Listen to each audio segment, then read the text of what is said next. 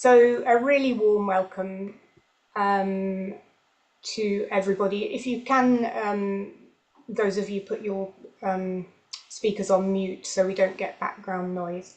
Welcome everyone to Healthwatch Oxfordshire webinar on GPs. It's all about teamwork, and we're really pleased today to have a fantastic array of health professionals from the teams in different GP surgeries who are giving up their really valuable time to come and talk to us and share a bit about their day-to-day work, but also how they work as a team to bring the care to patients that they need. So I'm going to start by introducing Michelle Brennan, who is she's a well-known GP in the south of the county in Henley, but she is also chair of the GP Leadership Group, and she's going to start the session off. We'll go for about half an hour. We're going to show a very short video which has been produced by the Oxford Community Champions about working with a GP receptionist. And then after that time, we'll have time for questions. So I'm going to hand over to Michelle. Thanks, Veronica. So thank you for asking me to talk at today's webinar, and thank you to all of you for giving up your time for joining us. So just from a personal perspective, one of the most rewarding aspects of working in general practice, and sort of a key factor that attracted me to general practice when I was doing my training, was the holistic team-based approach. And, you know, from my perspective, teamwork has always been at the heart of general practice, involving sort of close collaboration, you know, with practice nurses, reception teams, and our community-based colleagues, such as the district nurses and health visitors, who I hope you're all very familiar with. But over the past few years, the team has expanded with the aim of enhancing the way general practice can provide care to its local population. It must be acknowledged, I think, with medical advances, people are living longer, which of course should be celebrated. But with an increasing and ageing population comes people with increasing complexity of medical conditions and demand on healthcare. And also evidence has sort of suggests that healthcare only contributes to about 20% of a person's sense of health and well-being, with their physical environment, social, economic factors playing a more significant role. Recognising this, the government of the day, back in 2019, introduced a new contract, for an additional contract for GPs called the Primary Care Network, or PCN contract. And the contract is sort of encouraged geographically aligned practices to work more closely together and to come together and form primary care networks, or PCNs, and supported the introductions of new roles into general practice. And these roles aim to enhance people's experience and alleviate pressures resulting from, at that time, a decreasing number of GPs. And this collaborative approach to care has transformed how general practice now meets the diverse needs of its population. I do understand that this has been a change for people, whilst traditionally people always saw a GP or a practice nurse for almost every presentation that when they came to general practice. But with new people within the team, this has enabled other skilled members to be available to meet people's needs. For example, a complex medication review, you might see a pharmacist. For a musculoskeletal problem, a first contact physio. And the personalised care roles, such as social prescribers, provide a more holistic approach by addressing the wider determinants of health, such as poor housing or social isolation. And these roles not only optimise a person's outcomes, but also allows GPs to focus on more complex medical care. And the success of these roles really depends on seamless collaboration and clear communication across the team. And working together, the team can provide comprehensive care that sort of extends, we hope, beyond the traditional boundaries of medicine. I do accept that there have been a lot of changes in how general practice is delivered, and communication to people has been variable. So I hope you find this webinar helpful, and I'll be happy to answer questions later. And so for now, I'm really grateful to our colleagues who've joined the webinar to share more about their specific roles in general practice. So firstly, I'd like to hand over to Liam and Rory. Yeah, so my name's Liam. I am one of the local first contact practitioner physiotherapists working in the KIWY, so Kidlington Islip, Woodstock and Yarnton PCN.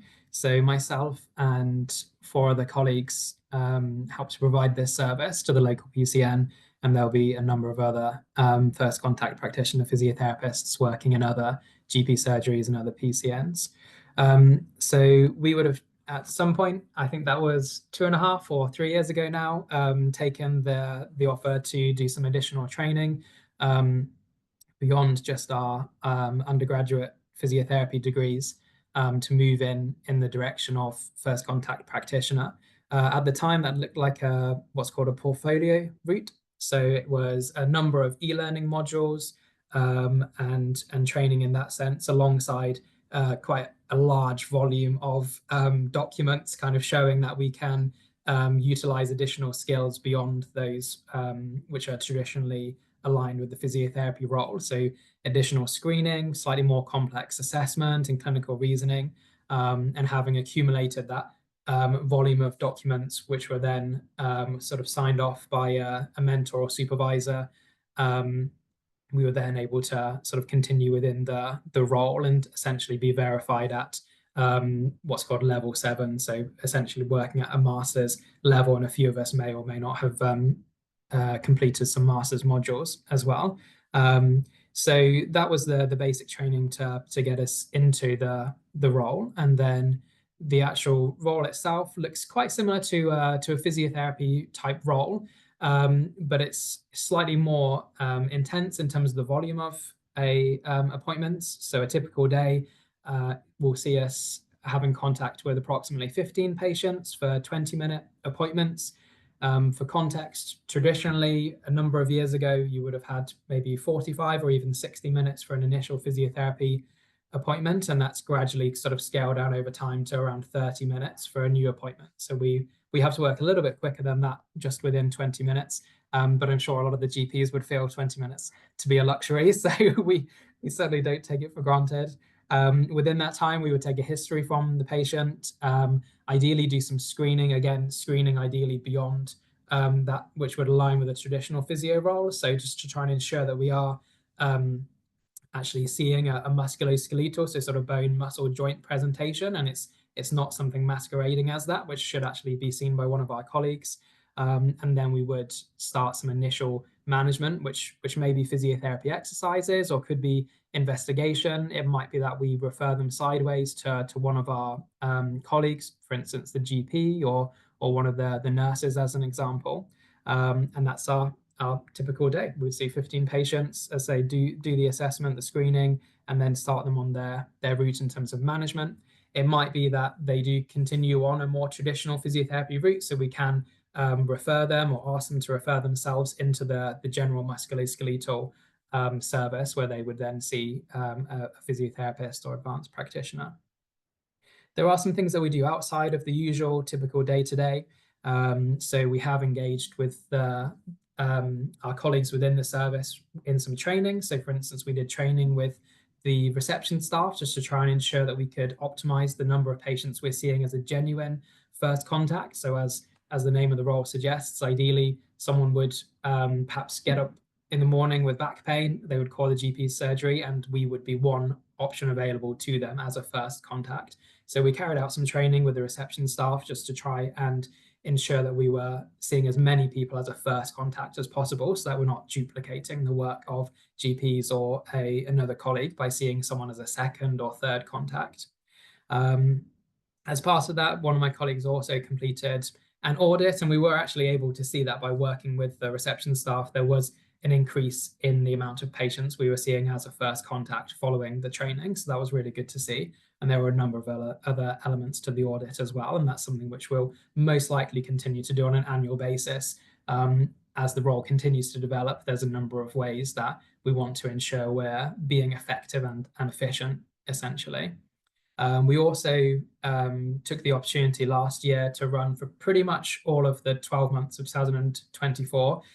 We ran a peer support group, so myself and colleagues led meeting in the evenings virtually with other first contact practitioner physiotherapists on a regular basis, so once a month, so that we could share cases and lessons learned and how each of us were developing through the role, so that our learning and teamwork extended beyond just our PCN and actually proliferated through the whole of Oxfordshire, and we were able to learn lessons from each other and help each other develop, as it is still, the role is ultimately still in its infancy. So being able to learn lessons throughout the whole of Oxfordshire was helpful. That's pretty much all that I had down to talk about. Hopefully that's helpful. Thanks so much, Liam. And was Rory able to join, or are you? I think Rory's here. Rory is my clinical lead. So I think the aim is to primarily sit in the background. I don't know if there's anything you wanted to add, Rory. No. So I'd say to just give you an idea of my role. So I'm one of the clinical leads for the Connect Health MSK service. We provide the community MSK service across all of Oxfordshire. And then we also do this small bit of first contact physio, first contact practitioner in the Kidlington PCM that Liam's just outlined. So I think in the spirit of this webinar being very much about the GP team, I won't talk too much about that. So I just joined to sort of support Liam and out of curiosity as well, just to sort of see where we fit in. But I'll pass on to the rest of the GP team rather than delve into the community MSK service. It's probably a webinar in its own right, which we're very happy to set up in the future. So please. Great. Thanks so much, Rory. I'm sure people would like to hear about the musculoskeletal at some point. So can I hand over to Noah? Let's see, is it down now? Hello. Hi, everyone. My name is Noha. I'm one of the clinical pharmacists in Hedina. This is Teresa, one of the paramedics. Hi there. So my background is basically in community pharmacy. I've been a pharmacist for over 20 years now. I worked in community. I did bits of teaching. I worked in quality control. I've been in primary care GP practice for about 5 years now. Our role has evolved a lot over the years. Initially, pharmacists, we started with processing hospital letters, so making medication changes when patients are discharged, medication reviews, and also looking at repeat prescription requests, screening them, and arranging for reviews. And then our role evolved over time, and now we are doing a lot of the chronic disease reviews, so hypertension reviews, cholesterol, diabetes. We do a lot of that now. That's mainly our work, and most pharmacists, once they start in GP practice, they get additional training to become prescribers. And usually you would select an area where you'd like to specialize in. And so we have with the team, some pharmacists would specialize in hypertension or cardiology. I, for example, did it in diabetes. And that's how we get the qualifications to manage these conditions. There's other things that we do. So other than that, we also look at, we do a lot of auditing. So looking at prescribing safety. So a lot of auditing of medications and arranging systems for the monitoring of drugs. We also get involved in the acute sessions, so in the minor illness clinics. So I do one minor illness clinic a week. So we work very closely with the paramedics and the wider team. That's pretty much, yeah, everything that we do, really. Thanks so much. And Teresa? Hi, so my background is on an ambulance. Actually, I started off working for London Ambulance Service, and I left there probably about 10 years ago now. Went into primary care, which was a real eye-opener, I must say. It was, I think the workload was immense and is immense. But we can do things, you know, maybe take away a little bit of the GP work, but where everyone wants to see a doctor, and you get the typical sort of, especially the older generation, want to see their usual GP. We can now see some of those, because I work in the acute hub here. I've only been here a few weeks, so I'm really new to this place. I worked in Aylesbury before, and I work alongside pharmacists, registrars, advanced care practitioners, where we all work in a hub, normally triaging phone calls in the morning for patients that think they really can't wait for a routine appointment. And then some slip through the net, and obviously we then redirect to the most appropriate pathway for them. So it might be anything from chest infections to chest pains, non-acute chest pains, lots of things. We can redirect as well to pharmacy first for ear infections. The more chronic conditions we don't really see, but they do crop up on there. And yeah, as I say, we work with the pharmacists as well, which is really good, because if we ever need advice, and some of the paramedics are prescribers as well. So for me today, I've seen sort of dizzy patients, a little boy who's had an appendectomy a few weeks ago, and he had some tummy pain from that. So it's a bit of minor illness and a bit more of the acute stuff as well. So. Great, thank you both. And then I'd like to hand over to Samantha. Afternoon, thank you very much, Michelle. I'm Samantha Coltus. I'm based in a GP surgery in Henley-on-Thames, South Oxfordshire, and I work as a social prescriber. I've been here for 4 years now. I'm not clinically trained, but this is not a clinical role. I see it more as a communications role, actually, which is where my background is. My background is in marketing communications, some of it commercial and some of it with charities.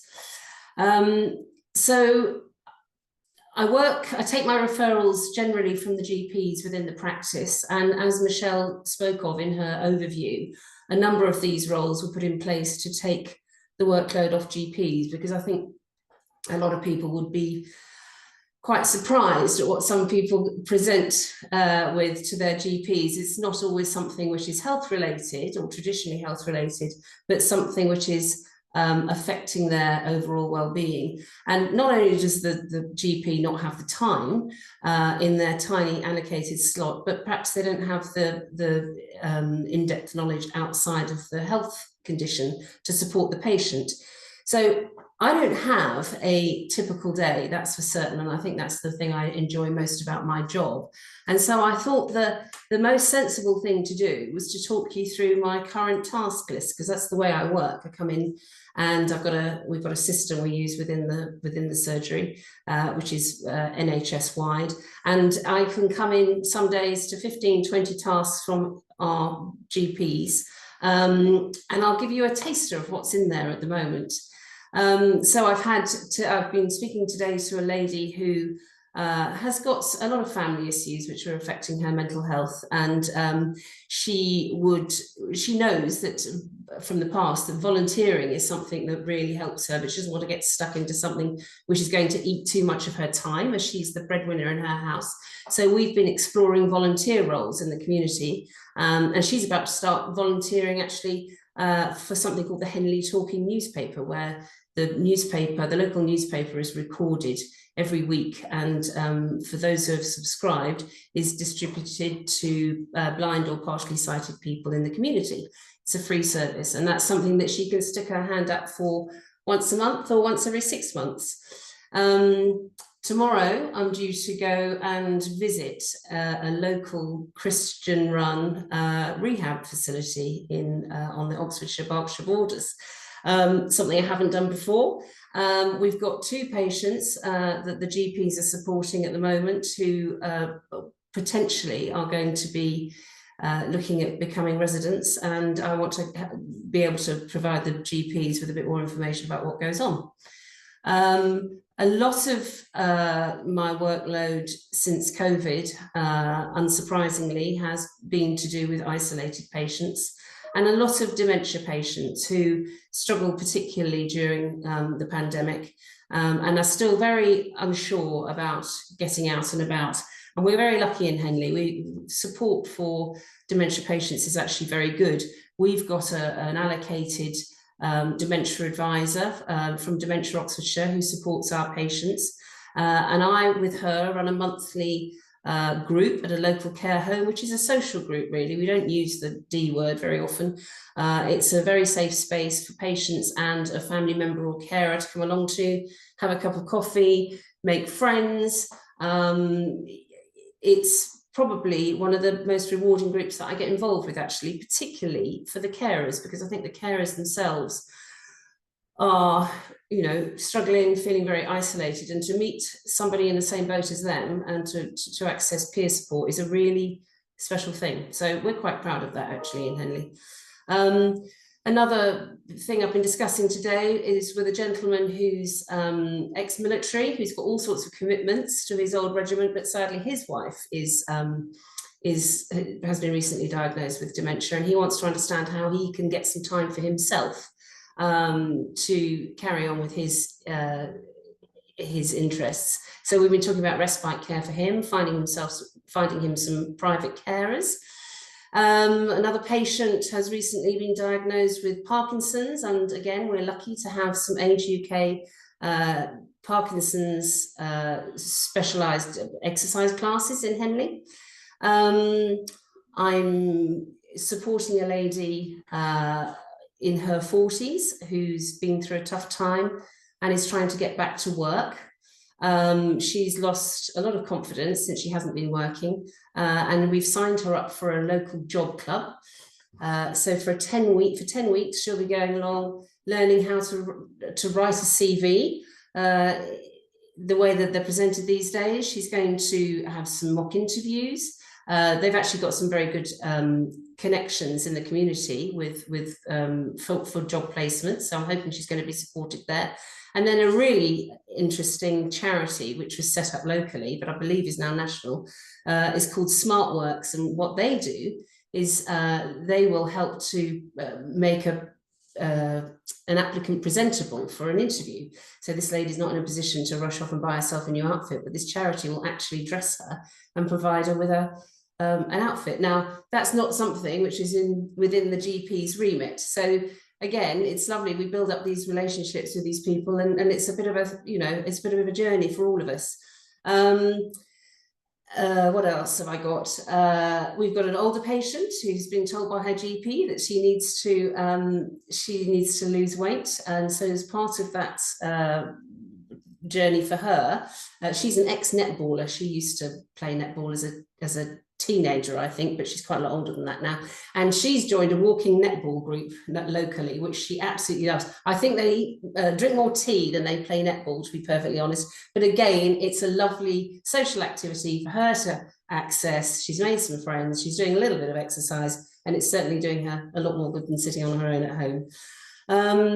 And debt is another thing that comes up quite a lot when debt and housing, actually, when patients are talking to their GPs about, mental anguish. Those are very regular topics.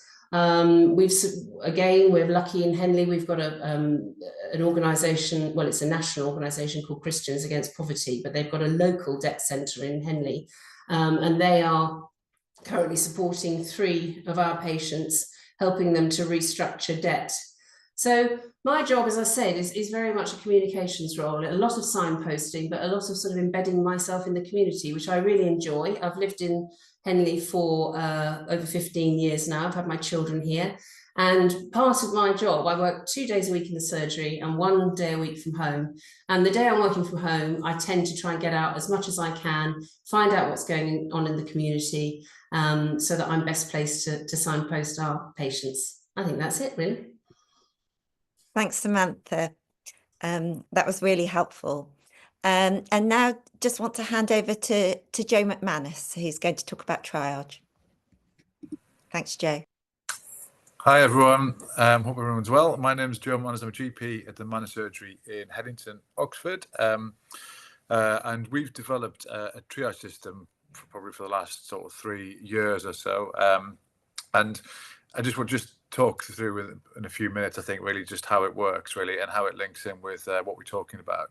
So we developed it in 2021, which was during the sort of real peak of demand that was unleashed after COVID and lockdowns changed, and we realised that we were having waiting times of sort of three weeks for a routine appointment with a GP, and we thought actually that's too much, and we also found that a lot of GPs were seeing people that were perhaps best dealt with by other people, so with social problems or who needed their medication sorted out, or often really just needed some help with a referral or their paperwork from the hospital. So what we did was something called clinical triage, and a lot of practices are now doing it. And what that involves is that it involves patients giving their details to receptionists in terms of roughly what the problem is, how long the problem's been going on for, and what they particularly want. That's then handed through an IT system we've got to as sort of essentially a caseload, and the GPs then go through that very quickly and look to see what they think should happen according to what the patient's wanted, and also what the patient's background is, and what the presenting problem is, and then recommended a solution. And then we have an admin team of coordinators who then provide that solution and then book the patient in. And the purpose of doing this is to get the right person seeing the patient and dealing with the problem, the right time. So if something's really urgent, we want to make sure that that's picked up pretty quickly, and somebody's then booked into the right sort of appointment, and the right type of appointment as well. So particularly after COVID, there was a lot of telephone appointments. There was obviously a need for more face-to-face appointments. There was video at that point as well, and then we have a lot of messaging back and forward with our text messaging. So there are lots of different ways of providing appointments that were new. So we needed to make sure that somebody had the right type of appointment. And what we wanted to do was to make sure that improved the quality, but also improved the speed of response that patients got, and also reduced the waiting time down, which it did. It went from about 3 weeks to about 5 days quite quickly, and it's been pretty much that for a routine appointment ever since. And then also try to make sure that we get a bit more continuity, so that if there are particular problems that people have that require seeing the same doctor or the same clinician, and there are particular patients who do need a lot of continuity with the same clinician as well, and we can identify that by looking at the records, by the clinicians working out what the problem is and whether that's somebody that does need continuity, and then making sure that that's flagged and the team support that. And this is particularly important to have this sort of approach when we have got such a diverse multidisciplinary team. So when I first started, the GP would do everything, but we would often have 2 or 3 weeks wait to see us. Whereas now, if somebody has a particular problem with their medication, where there's interactions with different drugs or the side effects, we can triage that quite quickly to a pharmacist who can often deal with that the same day or the next day. We had physios working at the practice, and if there was a musculoskeletal problem, we could triage them quite quickly to see the physio. Again, with something's flagged up as clearly it's a social problem that somebody's got. So an elderly person who's had a lot of medical input, but is obviously an unmet social need. We've got social prescribers who we can then identify that through the triage process, and then be able to pass that on to the social prescribing team to deal with that. So essentially the clinical decision of what to do with a patient is made within a few hours of that coming through. And I think it would be interesting to sort of pick up any questions people have with that, because it's quite a complicated process. But the basics is that you either put your request in through an online form through our website, or you ring up and the receptionist do exactly the same process, or somebody can walk into the practice in the same process. But the key thing is that the GPs, and they're usually pretty senior GPs, are making that clinical decision often within an hour or even sooner, but certainly no more than a few hours, and then the patient gets a response back. found that a lot, probably about 30-40% of queries could be answered pretty much immediately to the satisfaction of the patients, and then the people who do need to be booked in then hopefully are in the right slot and don't have to wait too long for it. So a bit of a whistle through clinical triage, and I appreciate there will be some questions. That's wonderful. Thank you so much, Joe. Just before questions, we're going to quickly introduce Fatou Cisse from the Oxford Community Champions, and she's going to just talk about a quick video they've made on GP receptionists, and then we'll move to the questions once we've shown the video. Fatou. Veronica, I might jump in. Okay, Nikki, thank you. Yeah. Fatou is, she's sort of on doing two things at once right now. But anyway, I'll jump in Fatou's place. So I'll just give a quick introduction to myself and Fatou. So we are run Oxford Community Champions, which is a programme run by Oxford City Council, but funded by Public Health at present, but also DLUC originally. We're a two-woman team. Give a bit of background to us, I suppose. We work with volunteers at grassroots community levels with majority ethnic minority groups, but any minoritized groups, homelessness, drug and alcohol misuse as well, looking into health barriers that they face when trying to access health. So from that, we started in 2022 by gathering insights from our community groups. Since then, we're now sort of looking at solutions to those insights, to if there's any way that we can help tackle those. So one of the insights that sort of came in, I suppose, where this GP receptionist video came from, was from our refugee and asylum seeker community, and their kind of misunderstanding, I suppose, of what a role of a GP receptionist was. It was very much that they didn't know why they had to explain everything to the receptionist. Why do I need to give them all of my details? Quite a lot have English as a second language, which of course then had another barrier too. So working with our group of champions, so their volunteer group, we created some short videos. So we've done a series of videos of them talking that are not live yet, but they are sort of videos about cultural awareness, I suppose, perhaps the difficulties that these groups face with English as a second language. And then this video here that we'll show in a moment is a whiteboard animation that we've produced alongside with our partners at Bob ICB and with Healthwatch to hopefully explain a little bit to the public what a role of a GP receptionist is. Thank you. That's wonderful. So we'll just ask Vicky and our team to share the video next. Yeah.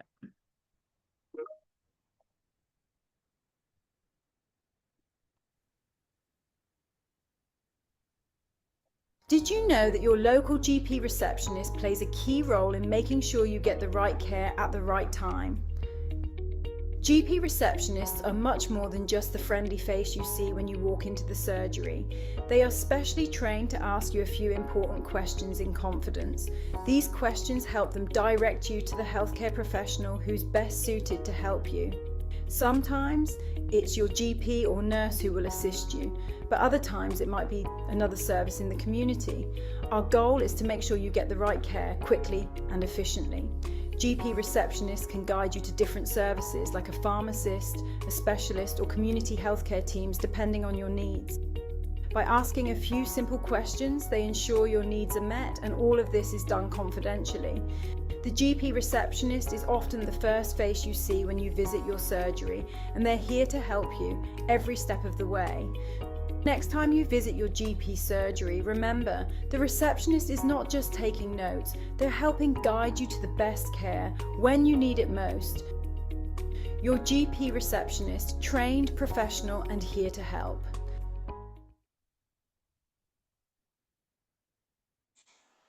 That's wonderful. Thank you very much. We'll make that video available as well after the meeting. So we'd like to open up to questions. You can either put your questions in the chat. We've had a couple of introductions from various people to health professionals, but Perhaps I'll start with one question that came after Sue's from Sue. Liam, how quickly do you see someone after a stroke, was the question. Yeah, so our service is primarily musculoskeletal, so sort of bone, muscle, joint. Stroke can kind of straddle musculoskeletal and neurological. If it was felt that there was a primarily or sort of strong musculoskeletal component to the person's rehab, then we could certainly see them, or we could see them to determine that ourselves alongside the patient, in which case the wait for our appointments is typically 1 week or less. So for instance, yesterday I worked in the FCP role and there was appointments available with myself next Monday. So the wait would have been sort of, if you rang yesterday, it would have been a 7-day wait. However, as I say, most of the time stroke does have predominantly a neurological element to it, in which case the person that we're talking about wouldn't really be appropriate for our service. They would be more appropriate either for outpatient neurophysiotherapy rehab under the ACE facility, or there's the physical disability physiotherapy service, which is more of the community neurophysiotherapy rehab. So those services would probably be better for that person, unless, as I say, there's a really strong musculoskeletal complaint as part of that condition. Thank you. There's another question about continuity of care. Is it a bad thing for a patient to want to see their usual GP? So I think either maybe Joe or Michelle, that might be a question for you. Absolutely not. No, continuity of care is very important, but I suppose we have to acknowledge that the demand for general practice to see your GP, there's a mismatch between demand and capacity. So we have to be honest that it's important that with Joe's system, patients are triaged to see the most appropriate healthcare professional, and where it is felt to be beneficial to have continuity of care, which is very important for lots of people, then that's they try to enable that as whereas where possible. I don't know whether you have anything else to add, Joe.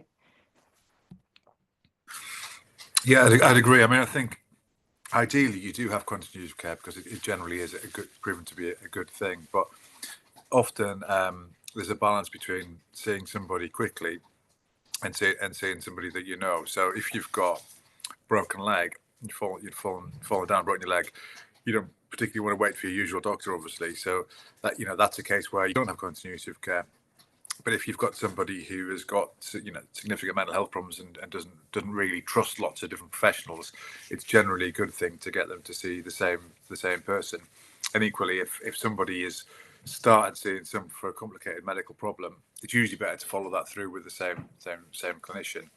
But it is quite tricky to do that when you haven't got enough capacity, because as soon as you get full up, you can't then see the people that quickly. So there is a play-off, and I think that we're always going to have that to a certain amount. But continuity of care is generally a very good thing.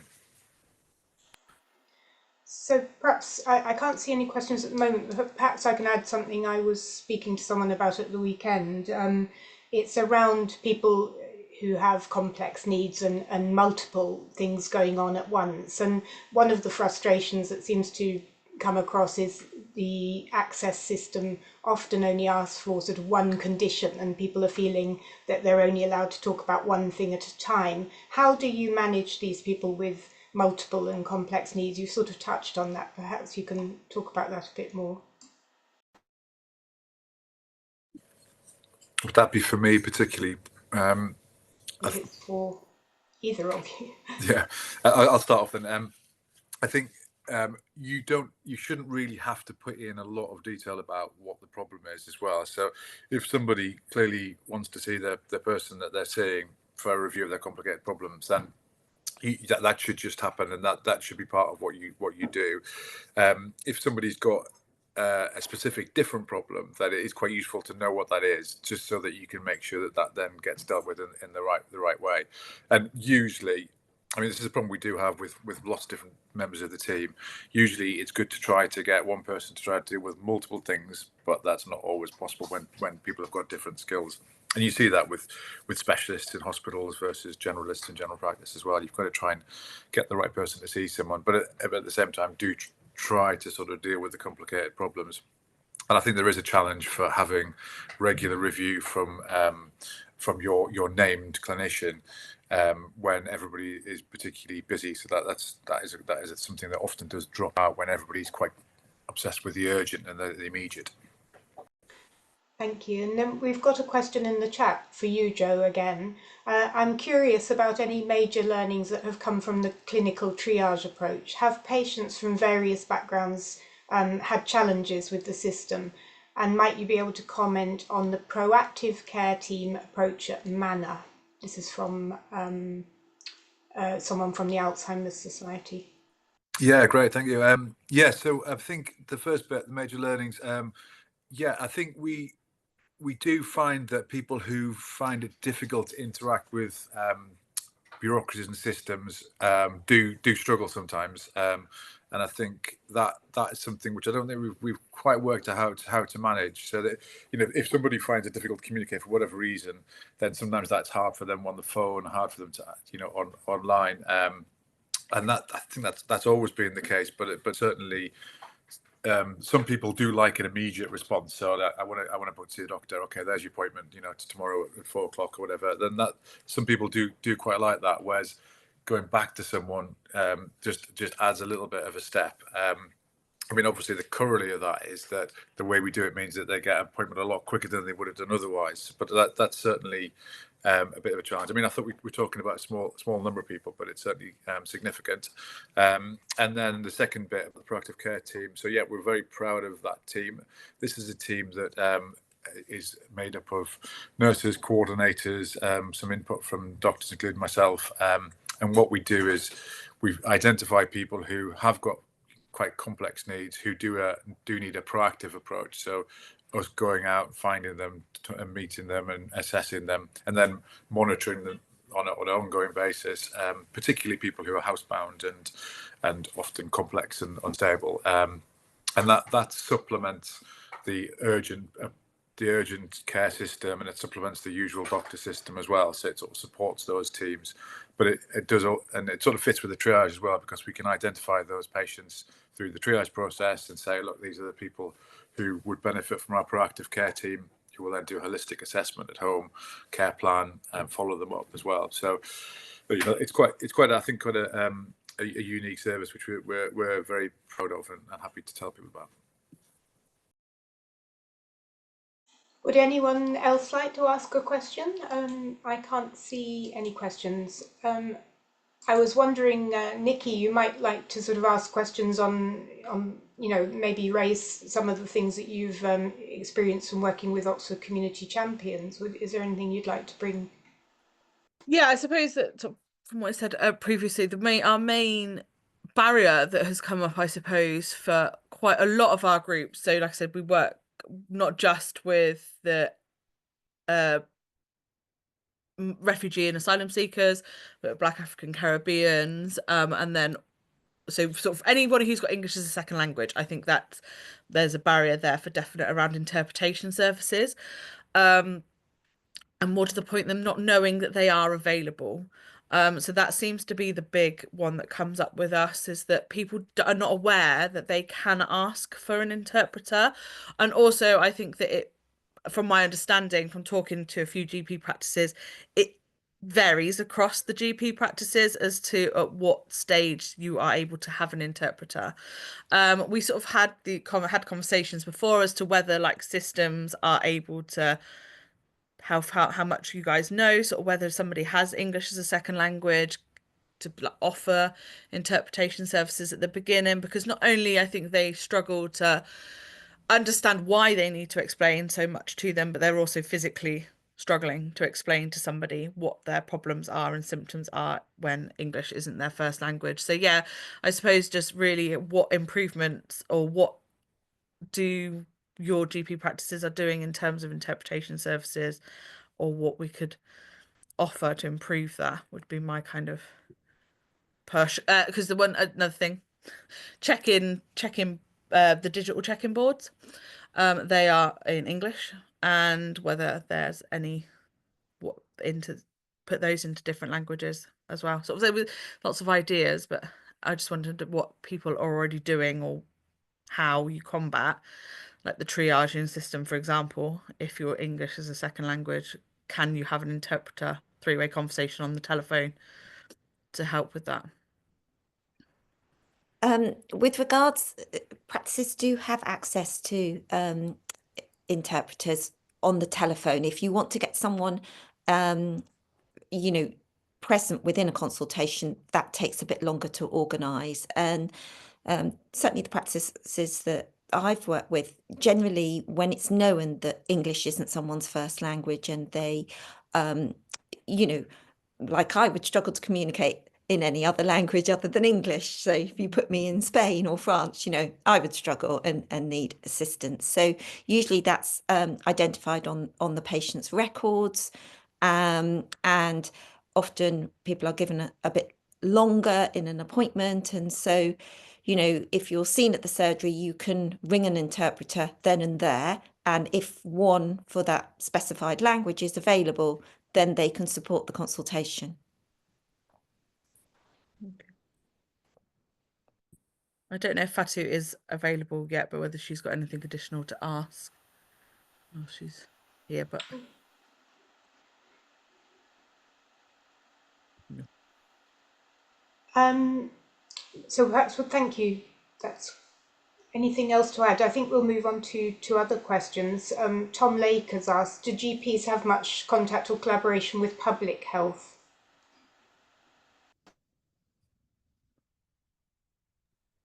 I think our collaboration with public health now has never been better, really. Joe and I both sit on the place-based partnership with the director, Oxfordshire's director of public health. And also, I also sit on the Health and Wellbeing Board, which again, the Director of Public Health improves. And a lot of those meetings now are face-to-face, and I agree. I think in previous times, a lot of the communication was done via email, but now, because we're in meetings together, there is a lot more communication and discussion about, public health, issues in public health, and issues in general practice. And I think we are now, I think particularly if you look at the government's 3 shifts, trying to move towards a more preventative agenda in terms of delivery of health, and looking at population health needs from a prevention perspective as well.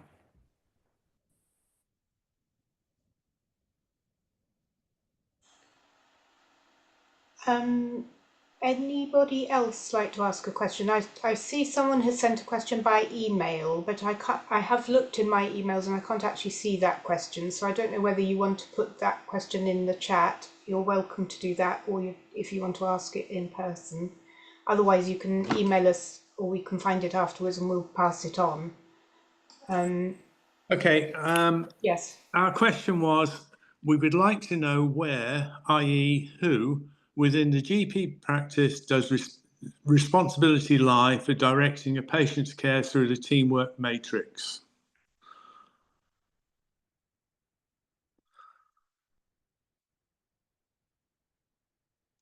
Who's this a question for? Julie, would that be for you, do you think, or for a GP? I think it probably lies with one of the GPs. I suspect it's different in each practice. Hello, everybody. I'm Julie Dandridge. I work in the primary care team at the ICB. So the question was around who coordinates where the patient needs to go, who they need to be seen by, what and who looks after their care. Michelle? I think Julie's quite right that it will vary according to practice. Some practices are offering a total triage system similar to what Joe has discussed, others more a hybrid system. but ultimately it is the GP partners who, it's their business, and patients are registered with a particular GP. So even though someone might not be seeing their GP, as we've sort of discussed, it's more collaborative around the patient, a team around the patient, rather than just historically where it was just the GP. Now there's more a team-based approach. I'm not sure if that answers your question. If not, please. Should I come as well, Michelle? Come back to me. Yep. Yeah, so I think, as you say, I think it does depend on the practices. And I think there's another question about, is this system unique to our practice? I think more and more practices are doing that sort of clinical triage system, and that is essentially the way of navigating the I think you call it the multidisciplinary matrix. So so the clinician and the patient should make a joint decision, essentially, who the right person to see is, and then that person gets seen. So it's a sort of, like a GP-led system in a way, but sometimes it's not, I think. And there are some situations where you can put a sort of general policy in, where if somebody approaches the receptionists and they've got a problem which is clearly to do with that might need social prescribing, for example, then they can be directed directly to that. Sometimes you might sort of have the admin team of clearly identifying whether medication reviews needed, and the clinical pharmacists, they directly straight to the clinical pharmacists. But I think it generally works well if you've got a multidisciplinary team that's that's clinically led, essentially. But I think we are all feeling our way through this, and I think that's why there are lots of different systems, because this change has come over in the last few years, and it is quite a big difference to the way we work. And I think we're all sort of adapting and trying to find the right way to make it work, essentially. Thank you. And Sue, how do you know what the system is? Do you want to expand on that, Sue, quickly before we stop? What I meant was that, how do you know what system your GP service has for you? Can you just go up and ask at reception?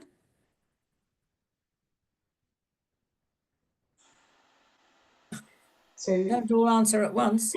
Michelle, or who would like to answer that one? I can come in. I think it's a really good question, Sue, and really something that that the PPG should be discussing with the practice. And I think the PPGs have a very good role in sort of explaining how the system to access appointments, etc., is to the sort of the wider population. So I would suggest you go in via that route. I think receptionists can help you, but we also need to think about receptionists are there to get patients to the right place, as we heard earlier. But it's a good question, and I suggest you take that back in as PPGs into the practice. Thank you very much. Right, I think we need to draw this to a close now, but thank you to everyone, and really interesting session, and really wonderful to see people from all aspects of this GP team, the multifactorial health professionals who provide care and hearing those things. And thank you for everyone for attending. I'd just like to draw attention to our next Healthwatch Oxfordshire webinar, which is on the 5th of February. And that's an opportunity for those who haven't already done so to contribute to the NHS 10-year plan. We're going to be focusing on the issue of access and digital access and the digital changes that are coming.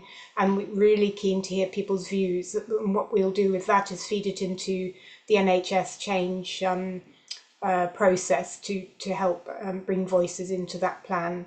And we will have someone from the digital team in the Integrated Care Board as well talking at that.